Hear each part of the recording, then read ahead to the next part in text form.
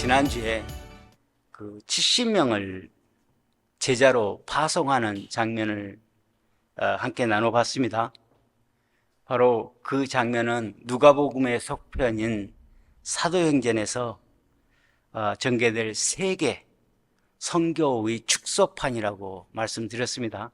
그리고 누가는 그 70명을 보내는 그 사건을 통해서 우리가 예수님께서 모든 백성을 제자 삼으라고 명령하신 그 제자가 누구인가를 데피니션을 불명코 해줬다고 말씀드렸습니다. 제가 누가복음을 시작하는 첫 시간에 서론적으로 누가복음에는 성령과 기도를 강조한다고 말씀드렸습니다. 예수님께서 누가복음을 쓸 때 예수님께서 잉태했을 때 예수님께서 엄마 뱃속에서 성령 충만해서 뛰놀았다고 기록하고 있어요. 또 예수님께서 세례를 받으실 때도 성령 충만함을 강조하고 있어요. 그것뿐입니까? 예수님께서 세례 받을 때 그냥 세례 받은 게 아니고 성령에 이끌려 세례를 받았다고 쓰여져 있어요. 그리고 예수님께서 갈릴리 사역할 때도 성령의 권능을 가지고 사역했다고 누가는 늘 강조하고 있어요. 근데 문제는 이 성령의 권능이 기도하고 연결되어 있다는 것이에요. 기도. 누가복음은 다른 복음서에 비해서 특별히 예수님의 기도하는 장면이 자주 등장합니다. 예수님께서는 그 사역을 시작하실 때 기도로 시작하셨어요. 또 기도로 마쳤어요. 그 장면들을 예수님의 제자들은 자주 목격할 수 있었어요. 근데 실질적으로 70명을 파송하고 12명을 파송할 때 그들이 사역 현장에 나가서 실질적으로 복음을 전해보고 또 사람들 병도 고쳐보고 이렇게 하니까 그들 마음속에 몸으로 기도의 필요성을 체감했던 것 같습니다. 그래서 오늘 또 11장에 보니까 예수님께서 기도 한적한 곳에서 기도하고 기도를 마치셨다고 그랬어요. 그러니까 제자들이 이미 전에 실질적으로 자기들도 예수님처럼 사역을 해봤잖아요. 그러니까 선생님, 요한은 제자를 기도하는 법을 가르쳐 줬는데 선생님도 우리에게 기도하는 법을 좀 가르쳐 주십시오. 이렇게 제자 한 명이 이야기를 해요. 아마 틀림없이 안드레였을 것 같아요. 왜냐하면 저는 안드레를 제일 좋아합니다. 베드로보다 예수님 제자 중에서 안드레를 가장 좋아합니다. 내가 젊었을 때는 안드레 같은 제자가 되고 싶다. 한번 찾아보십시오. 안드레는 항상 긍정적입니다. 안드레는 항상 숨어서 일합니다.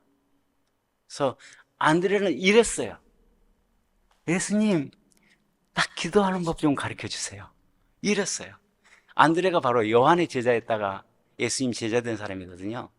아마 그랬을 것 같아요. 내가 한번 읽어드릴게요. 예수께서 한 곳에서 기도하시고 마치심에 제자 중 하나가 여짜오되 주여, 요한이 자기 제자들에게 기도를 가르치신 것 같이 우리에게도 가르쳐 주옵소서. 제자들의 요청에 예수님께서 주기도문을 가르쳐 줘요. 주기도문 내용은 마태복음에 자세히 나와 있고 누가복음은 주기도문의 약간 서머리 형식으로 기록되어 있어요. 근데 그걸 저는 보지 않고 주기도문을 가르쳐 주고 나서 우리가 오늘 읽은 본문, 그것은 바로 기도할 때 우리가 어떤 태도로 기도해야 될 걸까? 기도가 응답되는 기도 응답 원리는 무엇인가? 그리고 우리가 기도할 때 우리 기도에 대해서 하나님은 어떤 마음을 품고 있는가? 이런 내용들이 담겨져 있어요. 우리가 이걸 알고 기도하면 훨씬 좋지 않겠어요? 우리가 기도라고 하면 흔히 하나님과 대화라고 이야기합니다.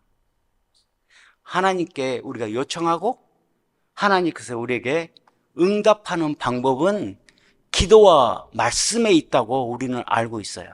근데 굉장히 막연해요. 그 내용들이. 어떻게 기도와 말씀을 통해서 하나님께서 응답하고 하는지. 그래서 보통 사람들이 기도를 설명할 때 뭔가 응답하고 요청하고 들어주는 것이잖아요. 부모와 자녀 관계를 가지고 설명을 많이 하죠. 부모와 자녀 관계는 정말 특수한 관계인 것 같아요. 그렇죠. 그래서 특수한 언약이, 우리가 리튼 언약은 없지만 부모와 자녀 관계는 특수한 언약이 있어요. 하나님께서 주신 언약이죠. 그게 있는 것 같아요. 그래서 자기 부모한테는 굉장히 불효한, 오늘 성경에도 악한 사람도 자기 자식에게는 이렇게 하지. 내가 보면 자기 부모한테 저렇게 안 했으면 좋겠는데 말도 투명스럽게 하고 생각하는 것도 곱지 않고 이런 분들이 있는데도 그분 보면 자녀들한테는 굉장히 지극해요. 그런 것 같아요. 그게 부모 마음 아니겠어요? 제가 알고 있는 중국에서 오신 분인데 그런 이야기를 하더라고요. 우리는 이렇게 커피 마시면 다 그 여자들은 남편 흉도 보고 남자들은 자기 아내 흉도 보고 가족 이야기도 많이 해요.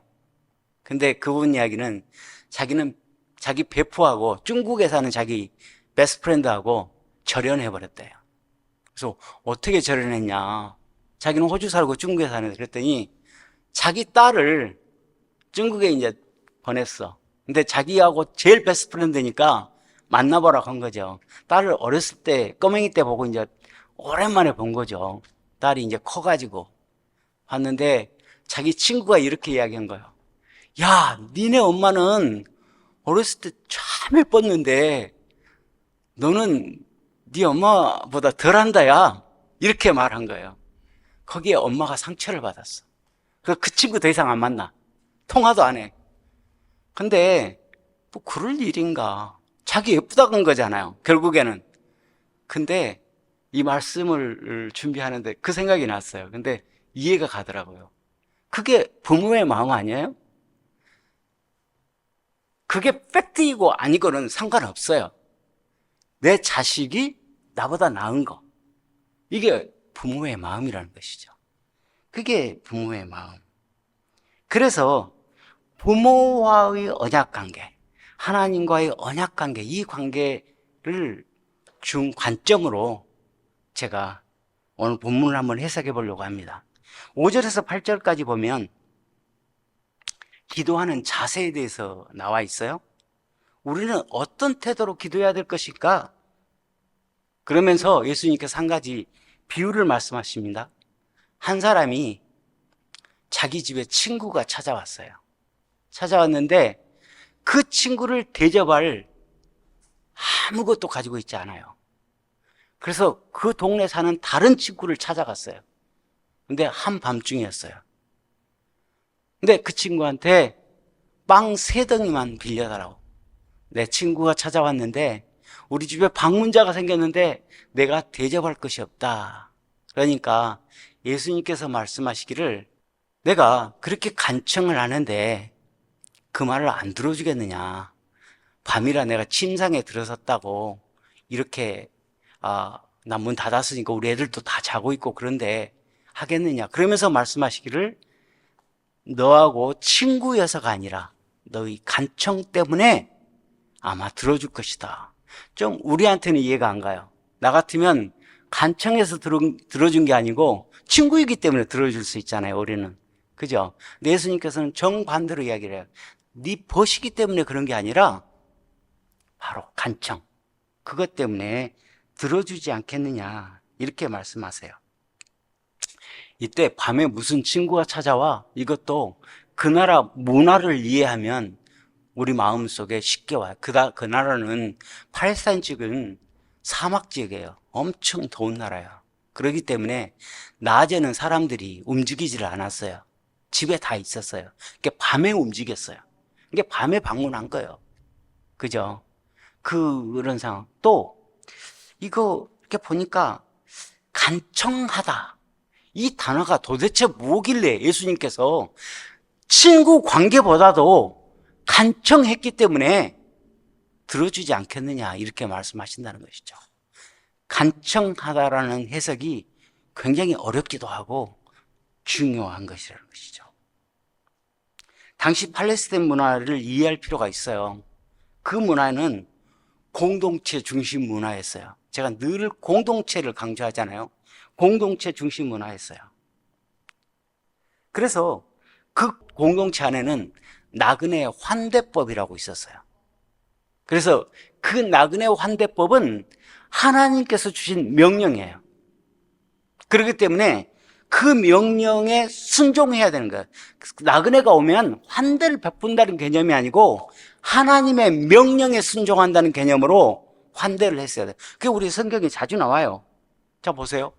롯이 자기 집에 방문객이 왔어요. 그죠?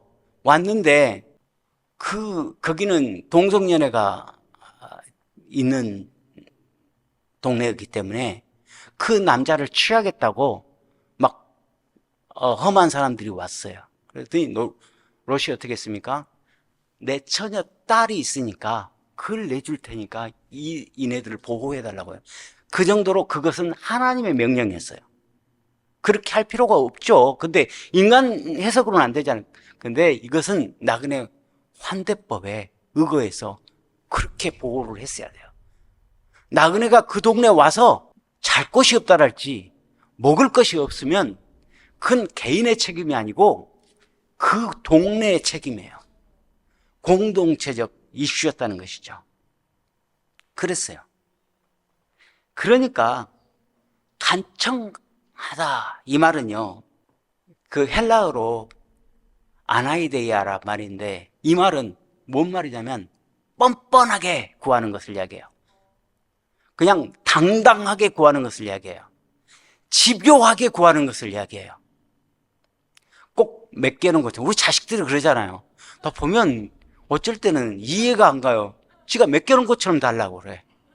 여러분 경험했죠? 그렇죠. 근데 저 어렸을 때 생각해 보니까 저도 그랬던 것 같아요. 맡겨놓은 것처럼. 그리고 저는 이제 도해지에서 공부를 했으니까 유학한 거잖아요. 시골에 부모님 계셨잖아요. 그러면 딱 집에 도착하면, 주말에 집에를 가면 엄마, 아빠, 내가 이만큼 돈이 필요해요 말해주면 준비할 시간이 있잖아요. 말 않고 가만히 있다가 가려고 짐 다 싸고 나서 엄마 돈 얼마 줘. 그렇게 말했던 것 같아요, 제가. 그냥 맡겨놓은 것처럼 하지. 이게 자식이라니까. 근데 자식이 이렇게 간청하는 것처럼 간청하라는 거예요. 이 사람은 예수님 예수님께서 말씀한 이 사람은 바로 공동체, 나그네 환대법에 있잖아요. 내 책임도 아니고 우리의 책임이다. 달라오. 이렇게 하는 거야. 이렇게 하라는 이야기예요. 만약 이 말을 줄 때까지 달라고 이렇게 해석하면 사뭇 하나님께서 구하는 거 여러분한테 다 줍니까? 여러분이 구하는 것을 하나님께서 다 줍니까? 그렇지 않죠. 하나님이 여러분한테 필요하다는 것을 주시잖아. 이 말에 왜곡될까 걱정이 돼요. 그래서 집요하게. 그래서 두 번째로 기도 응답 원리가 나와 있어요. 첫 번째 뭐라고 했습니까? 구하라, 또 찾으라, 두드리라, 이런 이야기가 나와요. 이게 바로 기도 응답의 원리예요. 구하라, 그러면 너에게 주실 것이요. 이 말은 바로 솔로몬이 지혜를 구했어요. 그러니까 하나님께서는 솔로몬한테 지혜 말고 더 큰 부와 영광이 필요해서 그것까지 더해서 준 것을 이야기하는 거예요. 그죠? 구하는 것은 단순히 내가 원하는 것을 구하는 것을 이야기하고, 찾으라, 그러면 찾을 것이라는 말은 내가 구하고 나서 내가 구한 것이 하나님 뜻에 합한 것인지 찾는 거예요. 적극적인 행동을 이야기하는 거예요. 그래서 기도는 계속해서 반복하는 것이 아니라 기도는 점진적으로 구체화되는 것을 기도라고 해요. 그죠? 내가 구하고 내가 구하는 것이 정말 하나님께서도 필요한 것인지 찾아보는 거예요. 그걸 이야기하는 거예요. 그래서 하나님 뜻을 찾아가는 과정, 그게 찾는 것이에요. 그 다음에 무엇이 있습니까? 그 다음에 문을 두드리라고 했잖아요. 집요하게. 내가 이것이 하나님의 뜻에 합당한 기도라고 생각하면 그걸 집요하게 하나님께 아뢰는 거예요. 마치 야복강에서 야곱이 하나님의 손을 놓지 않고 붙들었던 것처럼, 그래서 하나님께서 들어줬잖아요. 그죠? 그렇게 구하라는 것입니다. 이 기도가 하나님의 합한 기도라고 확신이 됐을 때 하는 이야기입니다. 바로 그겁니다. 이게 기도 응답의 원리라는 것이에요. 예수님께서는 단순하게 단번에 구해서 원하는 것을 찾는, 그걸 원치 않습니다. 구하고, 하나님께 구하고, 그리고 찾고, 하나님 뜻인지를 구체적으로 찾아보고, 내가 할 수 있는 일은 무엇인지를 찾아보고, 그 다음에 두드리는 겁니다. 하나님 뜻과 내가 하나님께 드리는 기도가 일치했을 경우에는 집요하게 간청하는 것을 이야기합니다. 이게 바로 간청이었어요. 이게 바로 친구가 떡 3덩어리를 달라 했던 이야기가 이거였어요. 그러면 하나님께서 어떤 마음으로 우리 기도에 대하시냐는 것이죠. 그게 11절에서 13절까지 나와 있어요. 하나님의 마음은 가장 좋은 것으로 주시는 마음이에요. 하나님께서는, 여러분 그러잖아요. 자식이 이것 달라고 하면 그것만 주십니까? 여러분 생각하기에 저것도 필요한 것 같으면 저것까지 주잖아요. 그게 부모의 마음이고, 그게 우리를 향한 하나님의 마음이라는 것이죠. 솔로몬이 이 백성을 다스리려고 하는데 나한테 가장 부족한 게 지혜입니다. 그러니까 기특하다. 돈 달라고 하고 지혜 달라고 하는 게 너무 기특하다. 돈도 줄게, 영광도 줄게, 명예도 줄게. 이게 하나님의 마음이라는 것이죠. 이게 우리가 자식한테 품었던 마음하고 똑같다는 거예요. 예수님께서 이렇게 말하세요.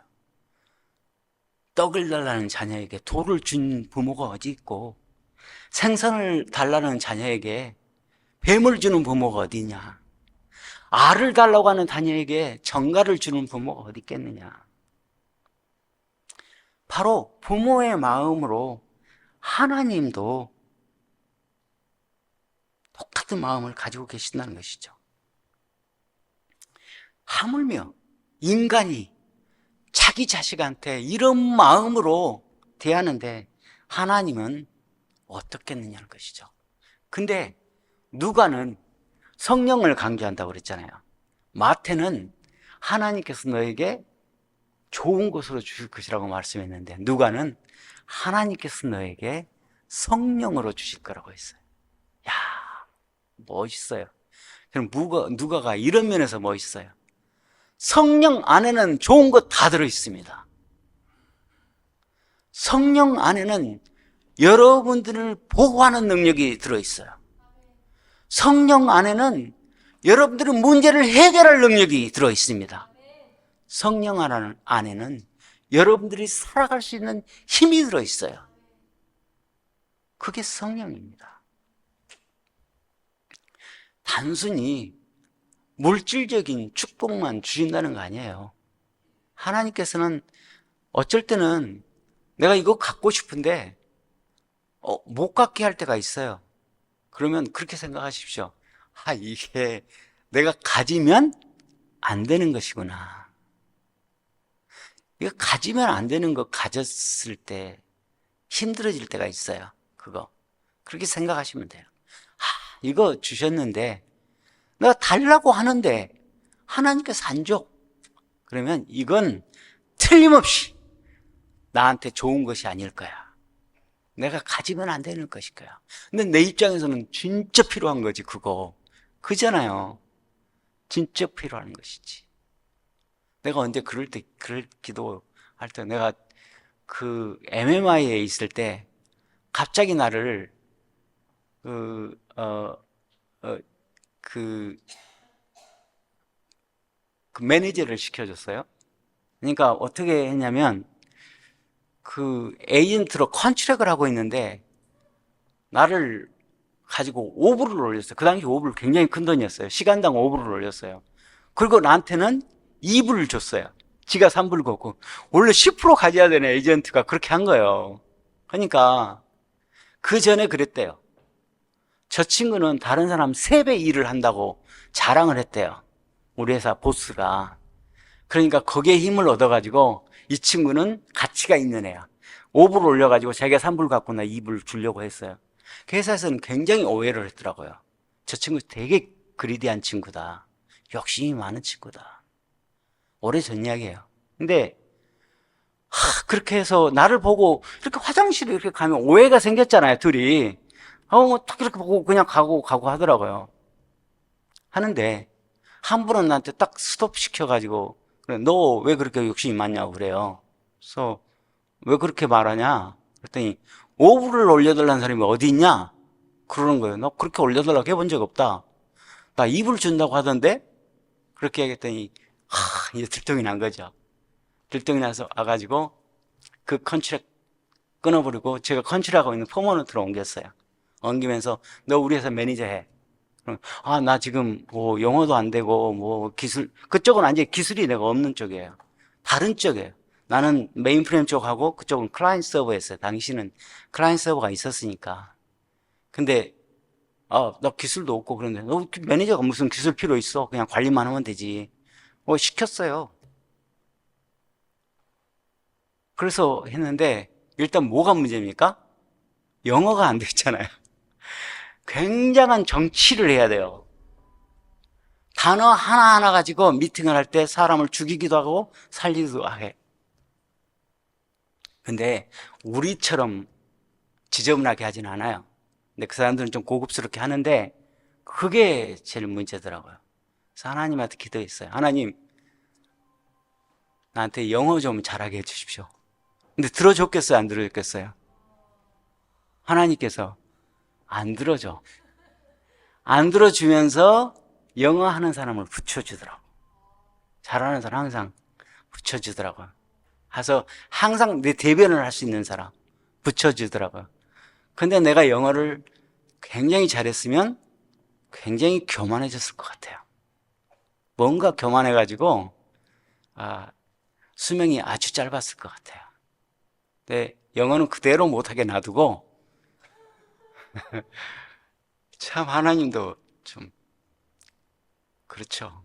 근데 그거라고. 내가 필요한 것은 내가 필요한 것이지 하나님께서 보기에 나한테 가장 필요한 것은 다른 것일 수 있어요. 하나님은 다른 것까지 저의 삶의 방향을 다 깨뜨리고 계시는 분이기 때문에 그렇다는 것이죠. 그렇습니다. 그게 바로 성령입니다. 하나님께서 성령을 여러분들한테 주시면 그 성령 하나님께서는 여러분들을 살리기도 하고 여러분을 승리하게도 하고 여러분들을 건강하게도 하고 여러분들의 모든 것을 할 수 있게 하시는 능력이 되시는 분이라는 것이죠. 우리는 때로 기도 응답하거나 그 기도 응답이 더디거나 예상과 다를 때 낙심할 때가 있어요. 하지만 하나님은 우리 필요를 아시고 우리에게 가장, 우리가 아니고 나에게 가장 필요한 것을 주신다는 확신만 가지고 있으면 여러분들은 좌절하지 않습니다. 저는 여러분들이 그리고 제가 이런 확신을 가지고 하나님과 친밀한 관계 가운데서 기도로 승리하는 여러분들이 되시기를 주님의 이름으로 축원합니다. 다 같이 기도합시다. 하나님 감사합니다. 우리에게 기도의 태도와 기도가 어떻게 응답되는지 우리가 기도할 때 하나님께서 어떤 마음을 품고 계시는지 알아보았습니다. 하나님, 우리가 기도할 때 날마다 우리가 기도의 깊이가 깊어지기를 원합니다. 하나님, 우리가 기도가 계속해서 넓어지기를 원합니다. 하나님 아버지, 우리 기도가 우리 삶을, 우리 가정을, 내가 소속해 있는 공동체를, 우리 교회를 살리는 그런 능력이 되기를 원합니다. 하나님, 우리를 하나님께 기도하는 도구로 사용하여 주옵소서. 예수 그리스도 이름으로 기도드립니다. 아멘.